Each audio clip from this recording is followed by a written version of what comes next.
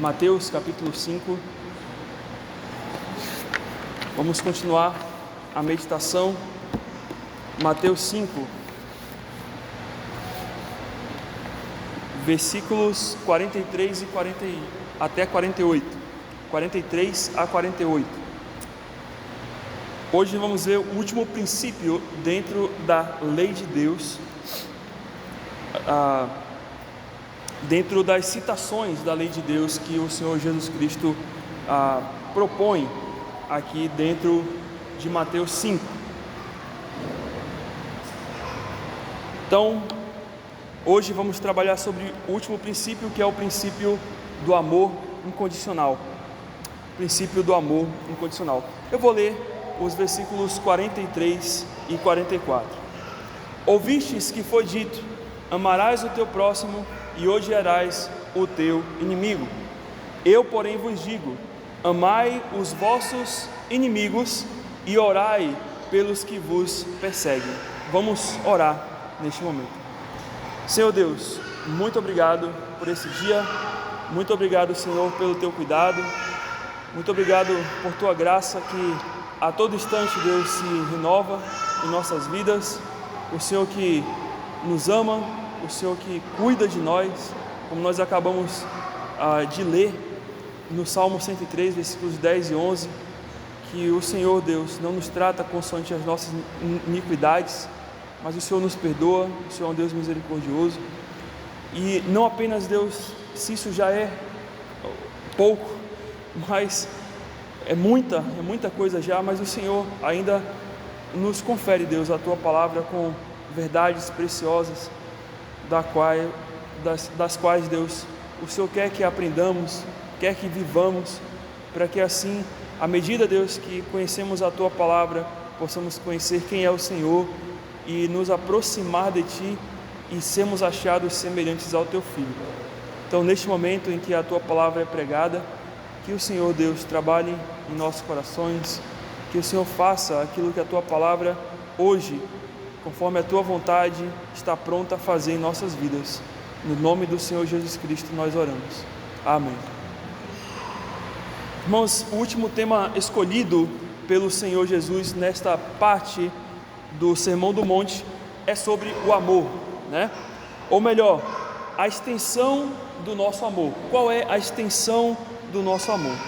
Note que não é à toa que o Senhor escolhe este tema do amor ao próximo, né, como a gente está vendo aqui, ou do amor incondicional, visto que é este tema que é a base para todos os demais princípios anteriores que nós vimos, que foram apresentados aqui pelo Senhor e que nós já trabalhamos ao longo do Sermão do Monte, entre os versículos 21 a 42 de Mateus capítulo 5.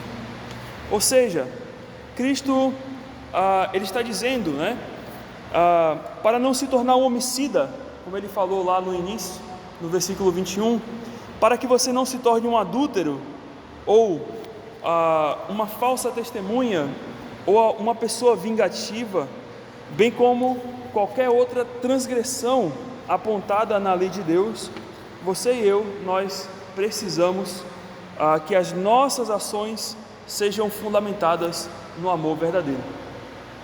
Tudo parte de compreendermos o amor verdadeiro, a extensão desse amor, a profundidade desse amor de Deus e que Deus quer que tenhamos em nossa vida, né? Um homicida mata por quê? Porque lhe falta exatamente que o amor, né, preencha tamanhamente o seu coração ao ponto de impedir um assassinato, bem como um adultério, bem como uma mentira de uma falsa testemunha, ou a vingança, e qualquer outra coisa que nós podemos pensar e imaginar que nos levam ao pecado. O amor, né, poderia mudar tudo. O amor pode cobrir uma multidão de pecados, não é isso que a gente já enxerga nas Escrituras? É nesse sentido, no sentido de que se de fato vivemos no amor do Senhor Jesus Cristo, somos transformados por esse amor que nos cobriu os nossos pecados, né? Que nos lavou dos nossos pecados, nos tirou os nossos pecados, de fato não cairíamos em pecados, né? E aí, irmãos, o que vem a ser então este verdadeiro amor? Essa é a pergunta que o Senhor Jesus quer trazer dentro desse texto. O que é esse tipo de amor? A escolha da palavra utilizada por Cristo já nos aponta para que tipo de qualidade é esse amor que ele está dizendo aqui. Os irmãos, eu creio que os irmãos conhecem que existem 3 palavrinhas gregas, para descrever pelo menos aí o que seria amor, Então os gregos, e claro, dentro da Bíblia a gente só encontra 2 dessas, uma outra a gente não encontra. A primeira é a palavra eros, que vem, a gente conhece, da palavra erótico, e tudo mais. A palavra eros é um tipo de amor, digamos assim, conceituado pelos gregos, que se refere à paixão, a um desejo ardente, a uma paixão por um desejo, seria isso, o tipo de amor chamado eros. Você tem também uma outra palavrinha, essa palavrinha que eu acabei de falar, o eros, não tem nas escrituras, mas essa outra palavrinha, filéu, nós encontramos nas escrituras, que quer dizer um amor fraternal, Quando a gente fala de filéu, nós estamos falando de um amor de amigo, ou um amor entre irmãos. Então esse é chamado de amor fraternal. E o amor ágape, ou agapau, que é o verbo, é esse amor que está aqui, ou que praticamente se encontra em todo o Novo Testamento, quando Cristo menciona essa palavra amor, ou quando os outros apóstolos mencionam essa palavra amor, que é o amor incondicional. Os irmãos sabem disso, que o amor incondicional é aquele amor que não espera nada em troca, é aquele amor que ama sem ter motivos reais, concretos para se amar alguém. Eu amo a minha mãe por quê? Lógico, porque é a minha mãe, Eu amo meu pai, ou eu amo meu irmão, a minha irmã, porque eu tenho um grau de parentesco, eu tenho uma afinidade com aquela pessoa. Isso não é amor incondicional, isso é amor baseado numa condição. A condição é: eu estou ligado a alguém, a um parentesco, eu estou ligado a uma afinidade, Lógico que nós precisamos amar nossos familiares também com amor ágape, mas a questão é que é só para poder argumentar a respeito do que seria a diferença entre o amor filéu e o amor incondicional, o amor ágape. E essa é a palavra escolhida pelo Senhor Jesus Cristo para nos mostrar a maneira como o cristão deve amar, como bem os irmãos conhecem. E seguindo na sequência de contrastes entre o que os antigos interpretavam da lei, e o entendimento que Jesus Cristo traz, um entendimento profundo a respeito da lei de Deus, ele fala então no versículo 43 de Mateus capítulo 5: ouvistes o que foi dito? Aqui quando ele fala ouvistes o que foi dito, ele está falando de quê? Dos antigos, dos religiosos da época, daqueles que passaram a tradição judaica, os ensinamentos judaicos. Ouvistes o que os antigos disseram? Então os antigos disseram assim: amarás o teu próximo e odiarás o teu inimigo. Olha, amarás o teu próximo e odiarás o teu inimigo. A primeira parte desse versículo 43 até a gente entende, Cristo fala assim: amarás o teu próximo. Isso a lei diz. A lei, em Levítico 19, versículo 18, vai nos dizer exatamente isso, vai nos mandar, ou manda, amar ao próximo. Levítico 19, 18 vai dizer: não te vingarás, nem guardarás ira contra os filhos do teu povo, mas amarás o teu próximo como a ti mesmo. Eu sou o Senhor. É isso que está lá em Levítico 19, versículo 18. Então a lei falava sobre a questão do mandamento de amar ao próximo. Nada errado, tudo tranquilo. A questão é o que vem depois ali no versículo 43, na continuidade, que os antigos estavam passando, que sim, nós devemos amar ao próximo, mas odiar aos inimigos. E isso a lei de Deus não falava. E aí? Note que a segunda parte, odiarás o teu inimigo, é na verdade, conforme MacArthur aponta, uma interpretação deduzida da afirmação anterior. tá? E isso aqui é um conceito chamado corolário. Não sei se vocês já ouviram falar desse conceito chamado corolário. O que é isso? Eu vou dar um exemplo aqui, vocês vão entender muito bem, tá?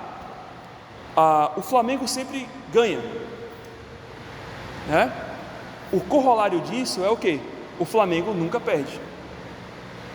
Se o Flamengo sempre ganha, né? Eu deduzo então que o Flamengo nunca perde, né?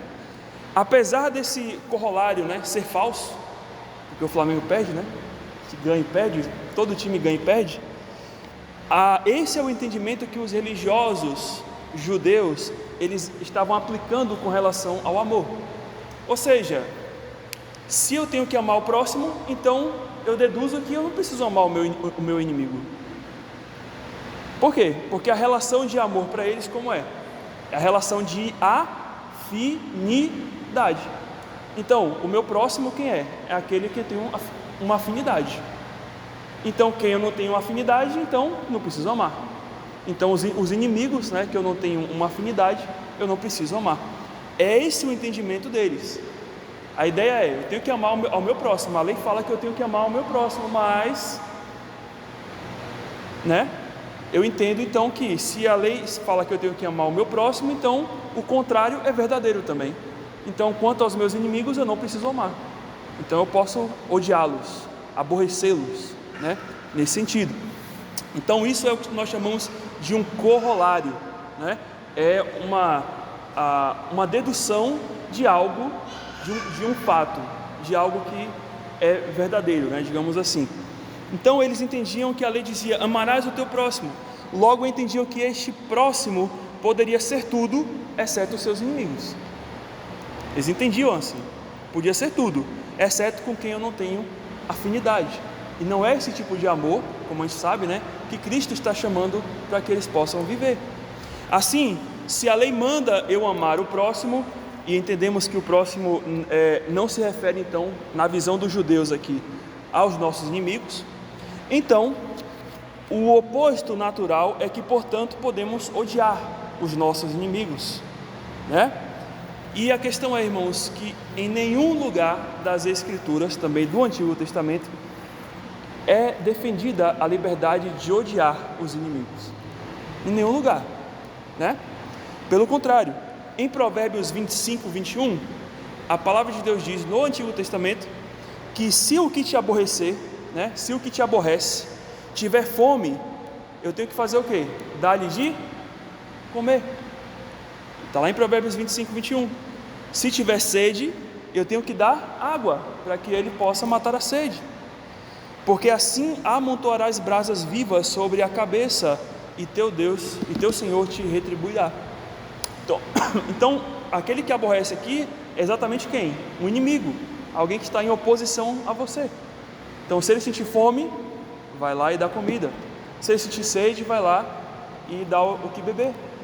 Porque com isso você amontoa brasas vivas sobre a cabeça dele, né? Ou seja, você vai gerar uma confusão na mente dele. Ué, mas o cara me odeia, mas a moça me odeia, mas ela está me dando coisas boas, né? É uma pegadinha, né? Vem uma faca por trás aí. Podem pensar, né?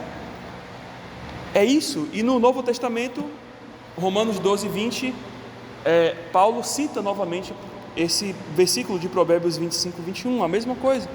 Como também em Êxodo 23, 4 e 5, diz assim: se encontrares desgarrado o boi do teu inimigo, ou o jumento, lhe o reconduzirás, né? Aqui está falando o quê? Se eu encontrar um bem, né? Aqui está falando do boi, mas pode ser qualquer outro tipo de bem também. Se eu encontrar um boi do meu inimigo, né? O que eu vou fazer? Vou roubar, né? Ele já me roubou, vou roubar agora, vai ficar kit, né? Não, né? Eu vou matar, né? Só de raiva eu vou matar. Não. O que ele está falando aqui? Ele está dizendo aqui, ó, se encontrar desgarrado o boi do teu inimigo ou o seu jumento, lhe o reconduzirás. Ou seja, você vai pegar o boi, tinha que pegar o boi e levar até o inimigo e falar: aqui teu boi que estava ali perdido, né? A lei falava isso aqui. E continua: se vires prostrado debaixo da sua carga o jumento daquele que te aborrece, não o abandonarás, mas ajudá-lo-ás a erguê-lo, né?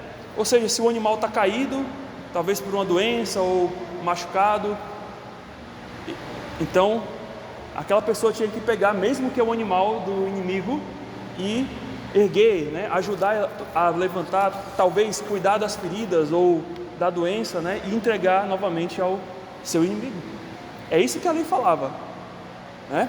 Então essa ideia deles, como sempre nos outros princípios que nós acabamos de ver nos domingos passados, eram sempre uma ideia distorcida a respeito da profundidade da lei de Deus, correto? Então, irmãos, talvez alguns poderiam dizer, mas pastor, e quando Israel saía para guerrear contra os inimigos e saiu matando as pessoas, e agora? Cadê o amor ao próximo?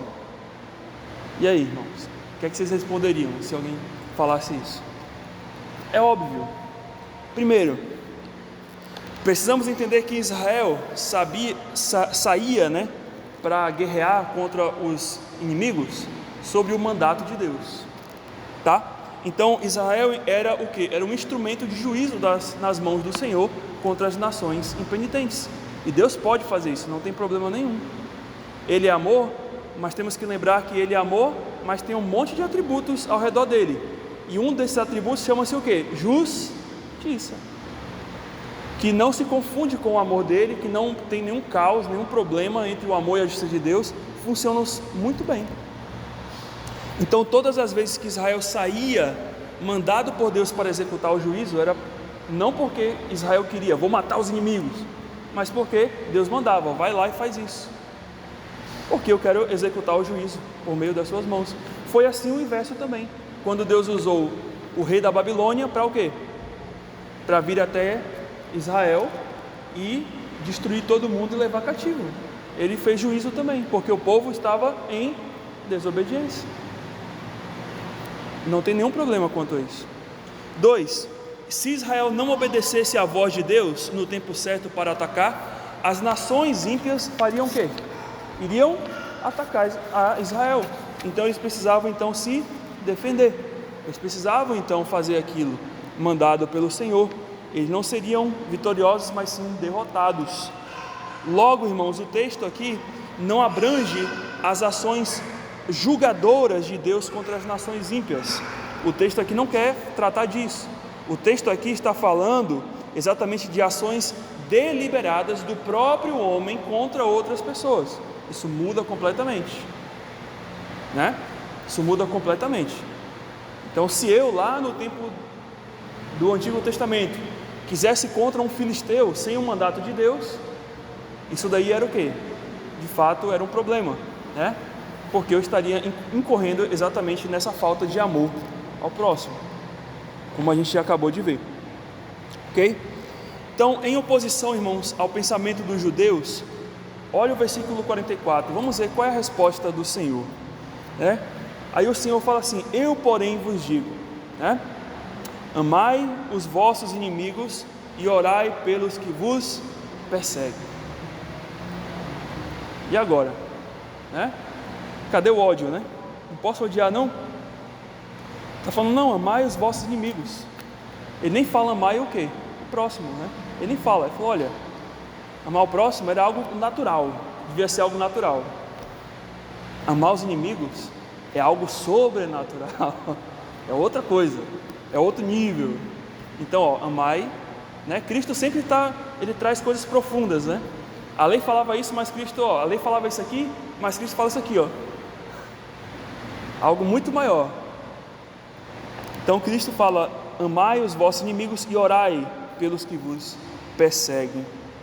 E irmãos, essa palavra aqui do versículo 44 é exatamente contada, né, de uma forma ilustrativa em Lucas 10, 29 a 37, na parábola do bom samaritano. Não vamos abrir lá, mas você se lembra da história? Naquela parábola, né, um homem estava descendo de Jerusalém para Jericó, e ele estava caminhando, e no meio do caminho vieram salteadores e pegaram ele, roubaram tudo e deram um murro nele, jogaram no chão, e passou um, passou outro, Molhou, né? Passou um, passou outro e não queriam ajudar aquele homem, deixaram de lado. Mas passa então o samaritano, e ao que tudo indica, aquele homem que estava descendo de Jerusalém para Jericó era um judeu, né? Era um judeu. E na época os samaritanos e os judeus, eles não se batiam bem, apesar de que eles eram parentes próximos, né? Mas eles tinham problemas de relacionamento, os dois grupos. Mas Cristo conta aquilo para os judeus. Como, né? Um samaritano iria ajudar um judeu, né? Pois é, Cristo conta para poder quebrar essa relação e mostrar que o amor ao próximo é indiferente ou independente de qualquer situação, de qualquer ruga ou de qualquer coisa cultural que exista, né? Então Cristo, ele está trazendo à luz exatamente isso, sobre amar os inimigos. Hubbard, ele vai dizer que a palavra inimigos também tem um significado amplo e inclui quaisquer indivíduos que provocam ira, raiva, ódio, né, aos discípulos. Jesus parece ter corrigido a interpretação comum do mandamento de amar o próximo com uma licença implícita para odiar os inimigos. Então, na verdade, amar ao próximo é amar a qualquer pessoa. Não é amar somente aqueles que eu tenho afinidade, como nós acabamos de falar, mas é prontamente, mais que tudo, amar os nossos inimigos. É isso que ele está querendo nos dizer aqui.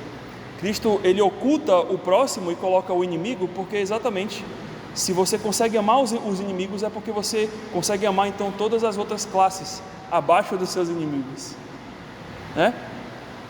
É isso que ele está querendo apontar. O Carson, ele vai dizer que amar os inimigos, embora deva resultar em fazer-lhes bem e orar por eles, não pode ser restrito a atividades desprovidas de qualquer preocupação, sentimento ou emoção.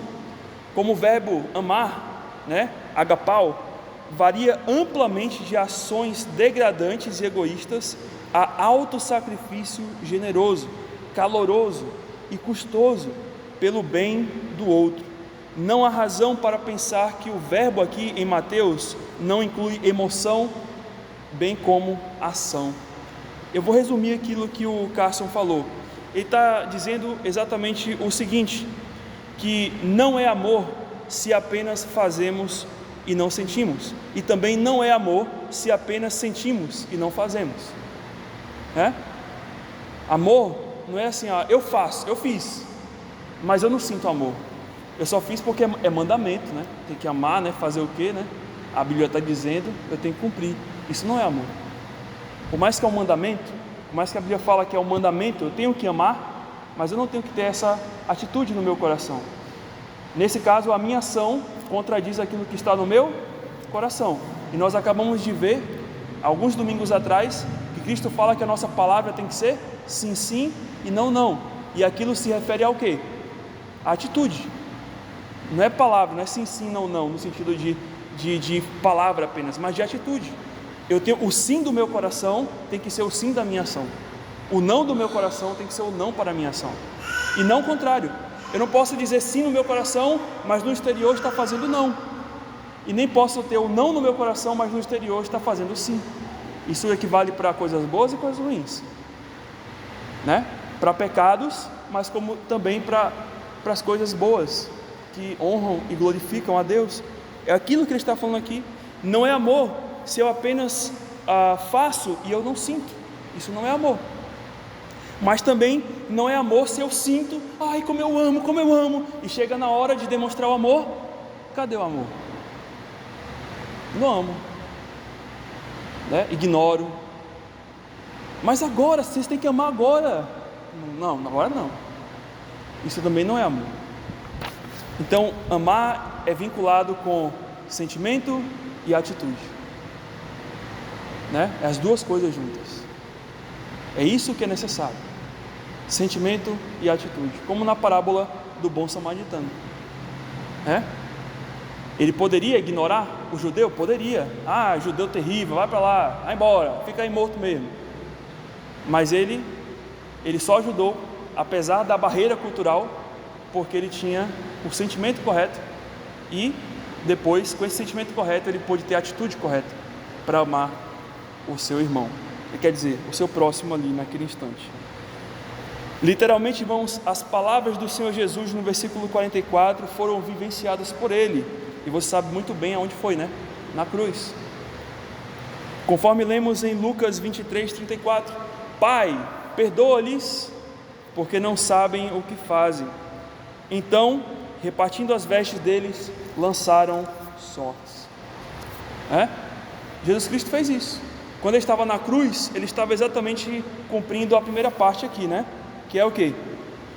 Amai os vossos inimigos. E quando em Lucas 23:34 ele ora, Pai, perdoa-lhe os pecados, ele está cumprindo a segunda parte, que é o quê?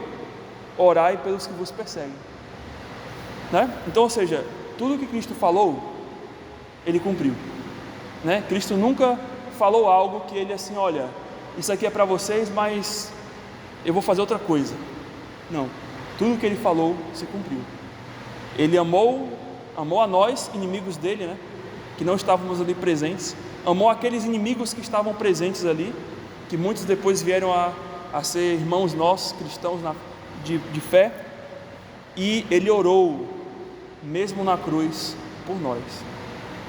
Perdoa-lhes porque eles não sabem o que fazem.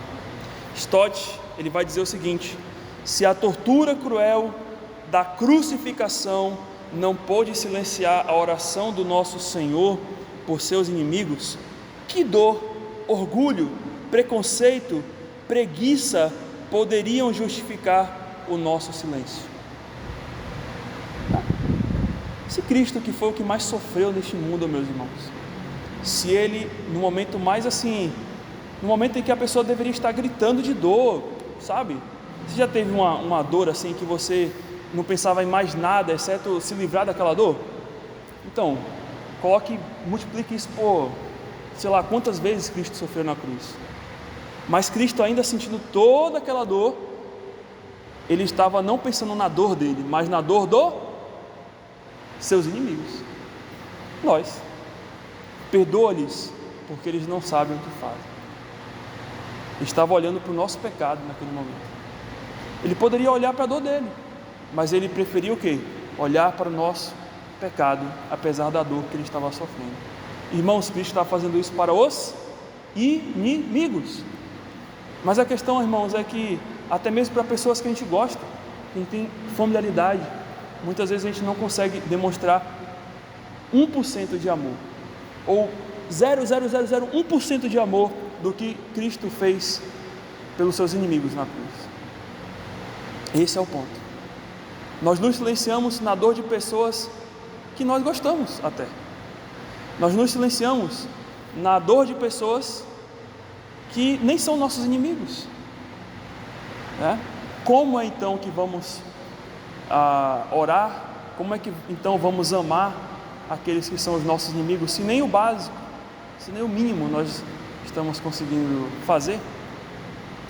Na sequência, irmãos, o Senhor Jesus nos fala sobre as implicações de amarmos com o amor ágape. O amor ágape então traz implicações para a nossa vida, né? Implicações não somente de um alto grau de responsabilidade de nossas atitudes, mas também implicações boas, que se conseguirmos desenvolver esse amor ágape em nossas vidas, nós vamos ver sim, não só efeitos na vida dos outros, do qual nós estamos amando, mas em nossa própria vida, efeitos benéficos, bons para nós. Primeiro, né? A primeira implicação é que se amamos com amor ágape, isso implica dizer que nós somos filhos de Deus. Nós temos essa certeza de que nós somos filhos de Deus. Se você consegue sentir compaixão, dor pela miséria do outro, né? Pela miséria do seu próximo, é porque então você é um filho de Deus. Você de fato ama como Cristo ama, você como um cristão. Versículo 45, ele nos diz assim: para que vos torneis, né? Ou seja, amem os vossos inimigos e orem pelos que vos perseguem. Por quê? Ou para quê, né? Para que vos torneis filhos do vosso Pai Celeste. Filhos do vosso Pai Celeste. né? E aí ele, no finalzinho do versículo 45 ele fala: porque ele faz nascer o sol sobre os maus, e bons, e vi chuvas sobre justos e injustos. O que ele está falando aqui, irmãos, é que Cristo não está concluindo que a demonstração do amor incondicional nos torna filho de Deus. Ele não está querendo falar isso, que olha, se você amar, então isso vai te tornar filho de Deus. Pelo contrário, ele está dizendo que ao amar e ao orar pelos vossos inimigos, estamos mostrando que somos, é uma evidência de que temos esse amor de Deus, e esse amor está em nós, como nós encontramos em 1 João 4, 7 e 8.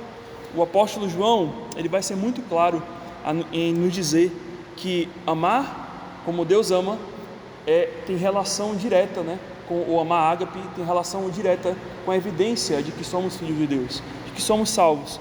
Ele vai dizer assim: amados, amemo-nos uns aos outros, porque o amor procede de Deus, e todo aquele que ama é nascido de Deus e conhece a Deus. Aquele que não ama não conhece a Deus, pois Deus é amor. Está claro? Não está claro? Está falando exatamente isso. Olha, todo aquele que é nascido de Deus, aquele que é salvo, ele faz o quê? E conhece a Deus, né? Ele se ama. Todo aquele que ama é nascido de Deus, e aquele que não ama não conhece a Deus, portanto não é nascido de Deus, né? Aqui é um outro corolário, né? Se você ama, você é nascido de Deus, mas se você não ama, você não é nascido de Deus. MacArthur, ele vai dizer que aponta para esse amor universal de Deus, né? Esse amor de Deus, ele é manifesto em bênçãos que Deus concede a todos de maneira indiscriminada, né? E isso se chama graça comum. A ilustração que Cristo coloca ali, né? Nós devemos que amar, né? E esse amor vai apontar para essa salvação que nós temos, porque é isso que Deus faz. Amar aos nossos inimigos é o que todo dia Deus faz. Imagine, você tem um mundo de pessoas pecadoras que te blasfemam, que todo dia te ignoram, que negam a sua existência, que odeiam você, que preferem Satanás do que você, e todo dia você tem que fazer assim: sol nasce, né? Lua apareça, para esse povo que está te odiando, né? O sujeito mais odiado, ou melhor, a pessoa mais odiada nesse mundo é o nosso Deus, e Ele faz todos os dias o sol nascer, e Ele faz todos os dias tudo girar, né? Nessa terra, nessa vida, para bons e para maus também, para os seus inimigos. Esse é o nosso Deus, e Ele nos chama: olha, amem como eu estou amando, né? Aprendam esse amor, porque vocês são meus filhos, então vocês precisam amar como eu estou amando. Mas também a segunda implicação é que somos recompensados por Deus, né? Por amar, né? Da forma como Deus quer. Nós somos recompensados, versículos 46 e 47, porque se amardes os que vos amam, que recompensa tendes? Né? Não fazem os publicanos também o mesmo?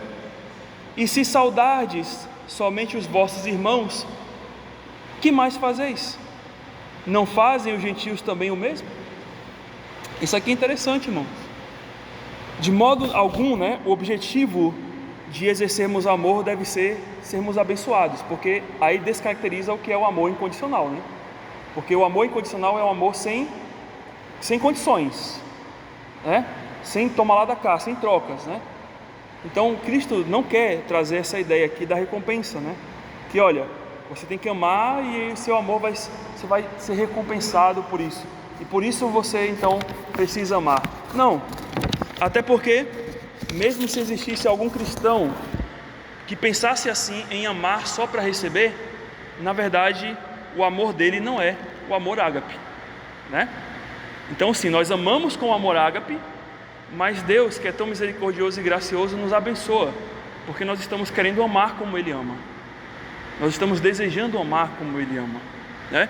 Então amar de forma ágape aponta para o amor de amar sem exigir nada em troca. Amar pura e simplesmente para ver o bem do outro e não, propriamente o bem de si mesmo. Entretanto, o que o Senhor nos dá aqui é uma motivação, uma motivação de recompensa para amar aos nossos inimigos. Não seria amor incondicional se amássemos apenas quem gostássemos, E aí Cristo, ele cita aqui, ele dá duas ilustrações, nesses versículos 46 e 47. Ele fala, olha, porque se vocês amam aqueles que amam vocês, que recompensa vocês vão ter? E aí ele dá duas ilustrações, ele cita dois tipos de pessoas aqui que mostram essa ilustração aqui a respeito da maneira como ele quer que nós possamos amar, Ele diz o seguinte: não fazem os publicanos também o mesmo? Quem eram os publicanos? Além dos samaritanos, os judeus tinham os publicanos como os inimigos deles também. Então Cristo está usando um inimigo, uma ilustração do inimigo dos judeus, para poder mostrar para eles que, olha, vocês são iguais a eles, se vocês amarem dessa mesma forma. Os publicanos eram judeus contratados pelos romanos para cobrar impostos de outros judeus. O povo tinha aversão por serem considerados traidores da nação, por conta que eles apoiavam o Império Romano cobrando impostos dos judeus. E por causa disso, então os judeus não gostavam deles. E aí depois ele usa uma outra ilustração: e se saudardes somente os vossos irmãos, que fazeis demais? Não fazem os gentios também o mesmo? E quem eram os gentios? Os gentios eram também um povo odiado pelos judeus, Os gentios eram todos aqueles que não seguiam o judaísmo. Então eram gentios, eram pessoas impuras, imundas, pessoas que não têm a Deus, o restante das nações. Então pessoas que não queremos contatos, são inimigos também. Então nós que Cristo usa dois grupos de inimigos dos judeus para descrever o seguinte, que os judeus, se fizessem as mesmas coisas que os publicanos e gentios, isso não iria fazer diferença entre eles e os gentios e publicanos. Eles seriam a mesma coisa, Então olha, o inimigo de vocês faz a mesma coisa que vocês. O que vocês fazem de diferente? É isso que Cristo está dizendo, E Lucas 35, 36, o Senhor Jesus, ele vai mostrar como deve ser o nível de amor com mais detalhes para com os nossos inimigos, para com o próximo também, mas apontando ali no nível maior, para aqueles até mesmo que nos aborrecem. Amai, porém, os vossos inimigos, fazei o bem e emprestai para os inimigos. Imagine, sem esperar nada em troca. Ou seja, se você emprestar e o cara levar, e aí? Será grande o vosso galardão. Ou seja, é uma promessa. O amor aos inimigos gera uma promessa para nós. Será grande o vosso galardão, e sereis filhos do Altíssimo, pois Ele é benigno até para com os ingratos e maus. Sede misericordiosos, como também é misericordioso o vosso Pai. 3, versículo 48. Existe uma outra implicação aqui: somos aperfeiçoados por Deus. Portanto, versículo 48, essa é outra implicação de que o amor incondicional produzido em nós nos aperfeiçoa para Deus. 48 diz assim: portanto, sede vós perfeitos, como é perfeito o vosso Pai Celeste. E esta frase, irmão, dita pelo nosso Senhor Jesus, resume o princípio de todos os ensinamentos da lei de Deus. Mostra que Ele é perfeito e que Ele deseja também nos tornar perfeitos. Logicamente, irmãos, nós sabemos que de nenhum modo nós vamos conseguir ser perfeitos através da lei de Deus.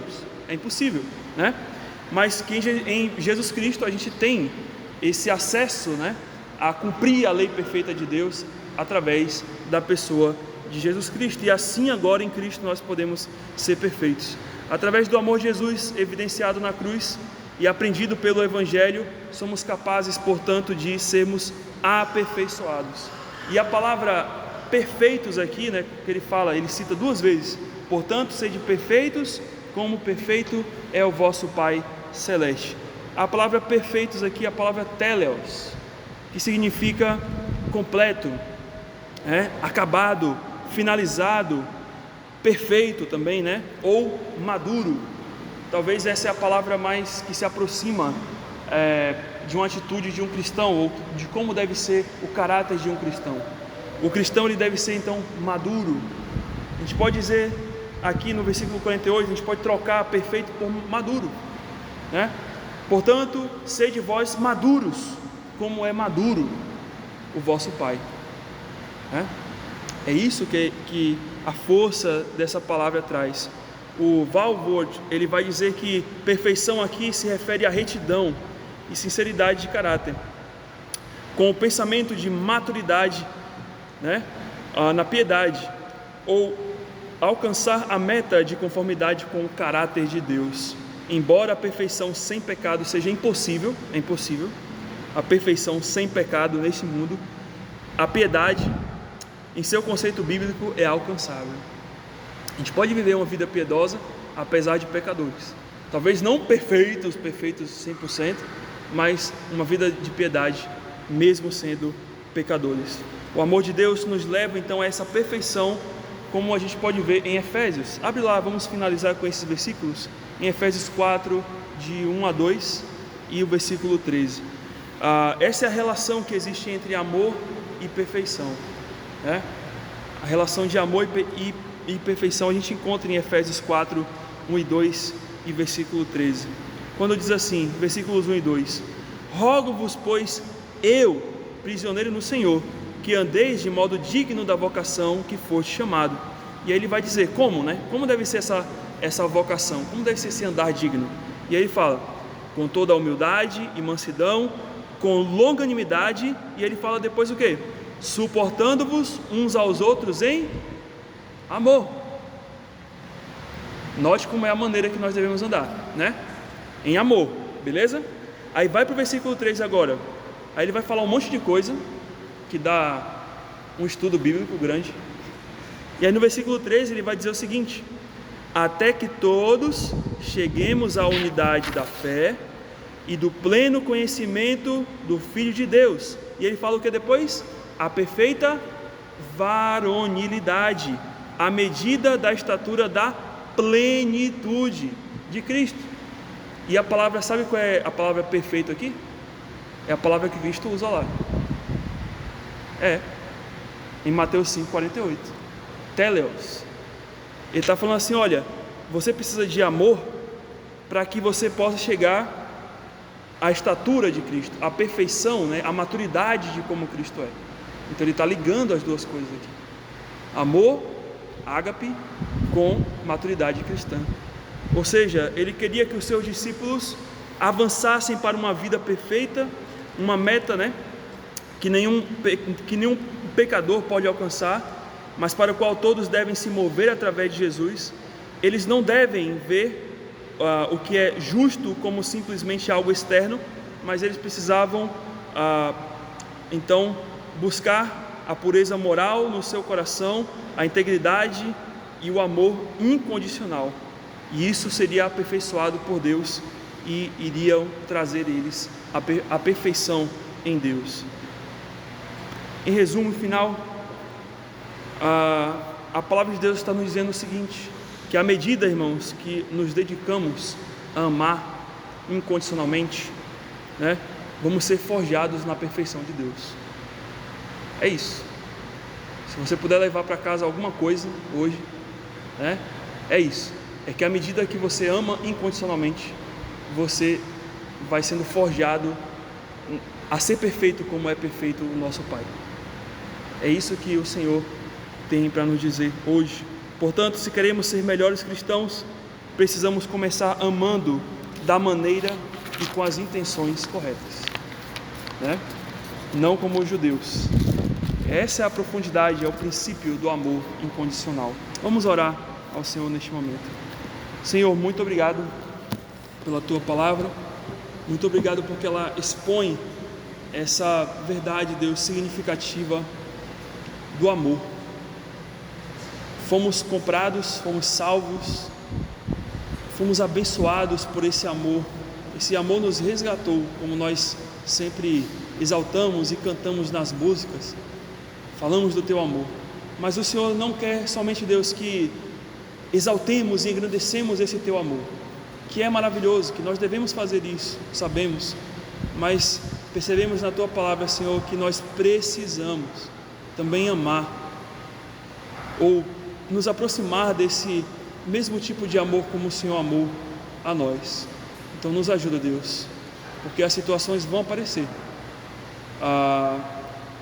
as lutas vão surgir, as oportunidades estarão à nossa frente para que possamos demonstrar esse tipo de amor, e é nesse momento que precisamos ouvir a tua palavra e relembrar aquilo que nós ouvimos hoje, e nos ajuda, Deus, a relembrar.